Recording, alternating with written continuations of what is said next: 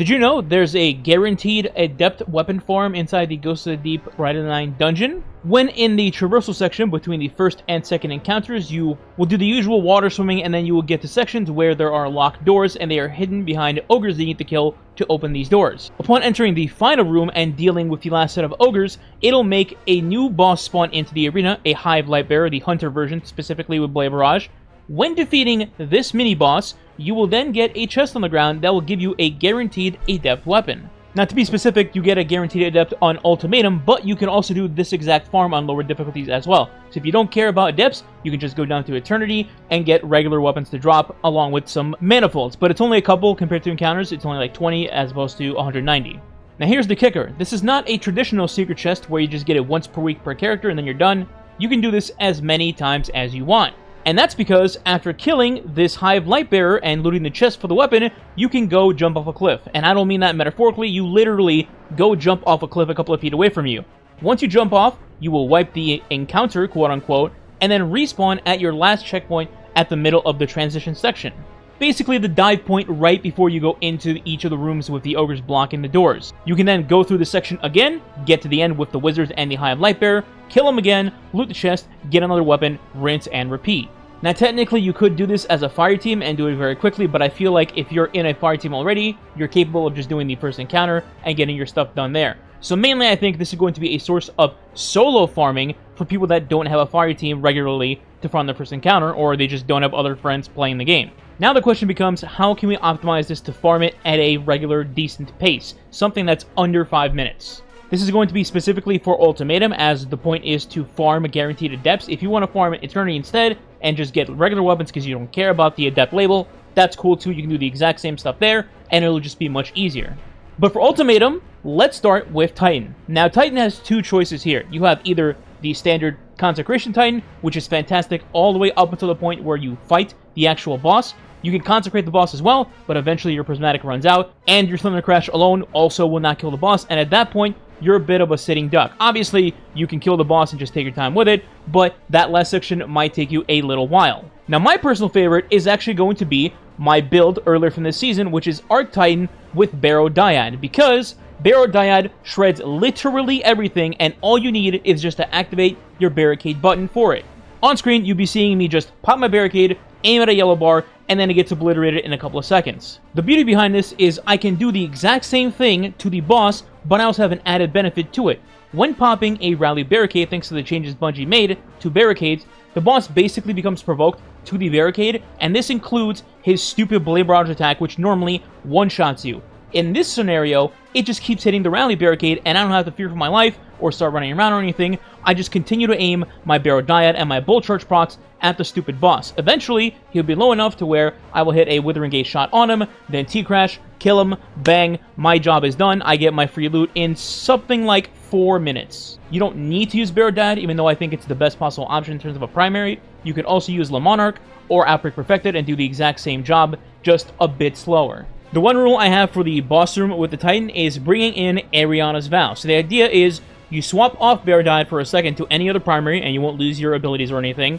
Then your energy weapon swaps to Ariana's Vow. Ariana's one-shots the wizards in this room, so once you down the 5 wizards, you then switch back to that energy weapon and switch back to Barrow Dyad.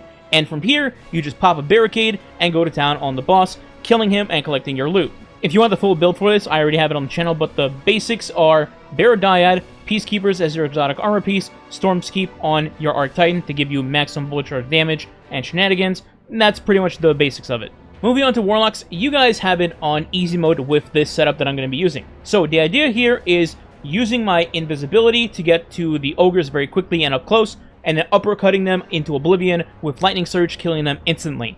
The idea is you rock an exotic class item with Spirit of Assassin and Spirit of Synthos. Synthos buffs my damage every time I do Lightning Surge, and then Spirit of Assassin activates every time I do get that melee kill or a finisher, and it instantly turns me invisible, so I safely get away from anything that's left alive. You'll notice in the footage, I try to uppercut either Thrall or Acolytes or something in each room, and then when I do, I go invisible, which gives me the free key to go straight to the Ogre, and then kill him without getting touched by him at all. then I move on to the next room. I then do this in every single room until I get to that mini-boss. Once I kill the last ogre which spawns in that mini-boss, you're gonna just give him a couple of uppercuts, throw your grenade to weaken him, maybe shatter him a little bit, but you're not full-on gonna fight him immediately in your prismatic because the wizards are gonna spawn and they're gonna be a pain in the ass. So after getting a couple of hits in, you actually back up, and this is where your heavy comes into play. I ran fixed odds, a solar LMG, because the wizards in this section are solar, so I break their shields for some extra damage and then just kill them with my machine gun. Once they're out of the way, you're free to challenge and 1v1 the mini-boss. This is where Lord of Wolves and Song of Flame come into play. As soon as I throw my Weaken Nade and I pop Song of Flame, I am basically unkillable no matter what.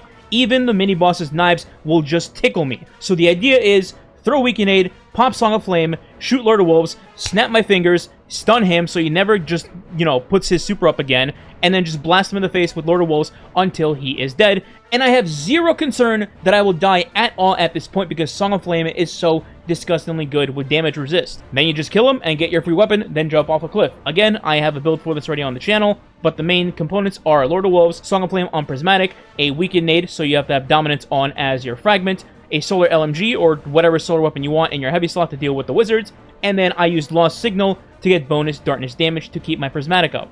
Now for hunters. Look, I'm gonna be honest, it's real easy to get to the mini boss room with just combo blow and putting on Liars and Calibans on your exotic class item.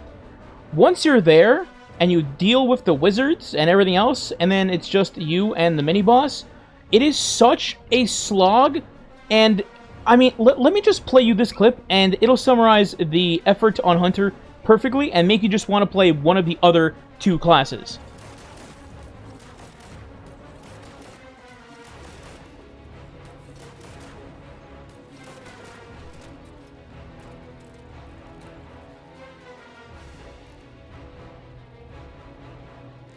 So yeah, if you want, you could maybe farm Eternity on Hunter, but otherwise I would highly recommend just going on the other two classes that have an autopilot mode that just smashes this part with little to no effort. Also, if anybody's curious, yes, you can get shinies from this chest as well. It is very rare though, so don't expect it like every other run or anything like that. It's probably like 1 in, I don't know, 10, 20 runs, and even that might be generous. As a matter of fact, I got a shiny myself. Here it is.